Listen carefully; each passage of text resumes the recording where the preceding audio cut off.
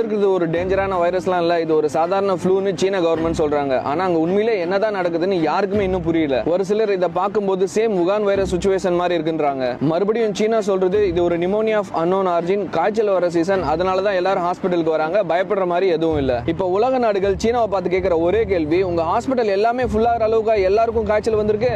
ஒரு சில டாக்டர்ஸ் அங்க உலக நாடுகள்லாம் ஒன்றும் கேட்கல. ஸோ இந்த மாதிரி இவர் அப்படின்னு பல நியூஸ் சேனலு சும்மா நல்லா இருக்கே அப்படின்ட்டு எவனோ ஒருத்த பழைய வீடியோ எடுத்து மறுபடியும் கொடுத்துருக்கான். அதை எடுத்து எல்லாம் ஸ்ப்ரெட் பண்ணிட்டு இருந்தாங்க. ஒரு 2 நாள் வெயிட் பண்ணி தான் உண்மையான நியூஸ் என்னன்னு தெரிஞ்சிருக்கும். அதை விட்டுட்டு இந்த வைரல் டைம்லேயே இப்பயே போட்டு விட்டோம்னா நல்லா ஓடும்னு சொல்லி போட்டு விட்டாங்க. கடைசியில் கமெண்ட்ல வந்து பழைய ஃபேக் நியூஸ்லாம் சொல்லாதீங்க அப்படின்னு சொன்னால், நான் வந்து வைரஸ் வருதுன்னாலாம் சொல்லல, இப்படி ஒரு நியூஸ் வந்திருக்கு, அதை பற்றி உங்ககிட்ட கேட்குறேண்ணா. என்கிட்ட இதுக்கே கேட்குற? நீ தானே ரீல்ஸ் போடுற, நீ தானே விசாரிச்சு போட்டிருக்கண்ணா. ஸோ இந்த மாதிரி தான் பண்ணிட்டு இருக்காங்க. இப்போ இந்த வந்து ரீல்ஸ் வந்து நல்லா ஓடுமா, எல்லாத்துக்கும் ஷேர் பண்ணி பயந்துக்கிட்டு எல்லாம் அலறிட்டு ஷேர் பண்ணுவாங்களா? ஆனால் ஒன்றுமே ஆயிருக்காது.